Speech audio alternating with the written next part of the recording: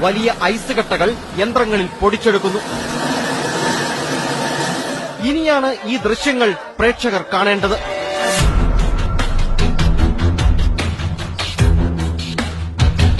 കൂടുപൊട്ടിച്ച് മീൻപെട്ടികളിലേക്ക് വിതറിയിടുന്ന വെള്ളപ്പൊടി.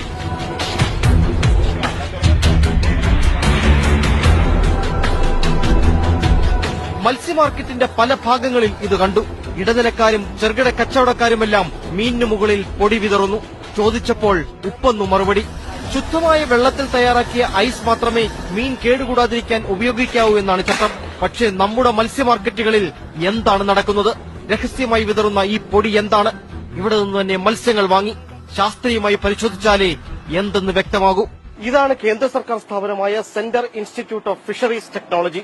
ഇവിടെയാണ് നാം മത്സ്യങ്ങൾ പരിശോധിക്കാൻ കൊടുക്കുന്നത്. സ്വിഫ്റ്റിന്റെ കൊച്ചി വെല്ലിംഗ്ടൺ ഐലൻഡിലെ ലാബിൽ ശാസ്ത്ര സംഘത്തിന്റെ വിദഗ്ധ പരിശോധന.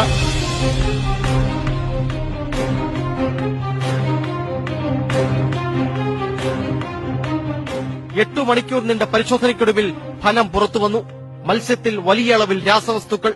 മീൻപെട്ടിക്കുള്ളിൽ വിതറിയ വെള്ളപ്പൊടി സോഡിയം ബെൻസോയിറ്റ് എന്ന രാസവസ്തു. ഇത് വിതറിയാൽ മത്സ്യത്തിന്റെ പുറന്തോടഴുകില്ല. എത്ര ദിവസം കഴിഞ്ഞാലും ഇന്നു കടലിൽ നിന്ന് പിടിച്ചതുപോലിരിക്കും. സോഡിയം ബെൻസോയേറ്റ് എന്ന് പറയുന്നത് INS 211 എന്ന ഒരു നമ്പറോട് കൂടി വരുന്ന അഡിറ്റീവാണ്. അത് ഈ പ്രോസസ്ഡ് ഫുഡിലാണ് നോർമലായിട്ട് ഉപയോഗിക്കാൻ പെർമിഷൻ ഉള്ളത്.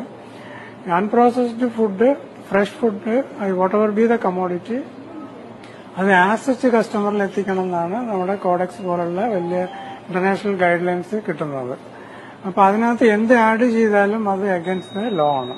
സോഡിയം ബെൻസോയിറ്റ് ഇട്ട മീൻ കഴിക്കുന്നത് മനുഷ്യന്റെ ആരോഗ്യത്തിന് ഒട്ടും നല്ലതല്ല. അവയവങ്ങളെയും ദഹനേന്ദ്രിയ സംവിധാനങ്ങളെയുമെല്ലാം താറുമാറാക്കാൻ ഈ സോഡിയം ബെൻസോയിറ്റ് മതി.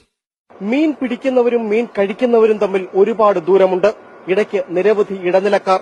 ഈ ഇടനിലക്കളങ്ങളിൽ വെച്ചാണ് ശുദ്ധമായ മത്സ്യം രാസവസ്തുക്കൾ കൊണ്ട് നിറയുന്നത്. ക്യാമറാമാൻ ഷിജു അലക്സിനൊപ്പം കൊച്ചിയിൽ ജോഷി.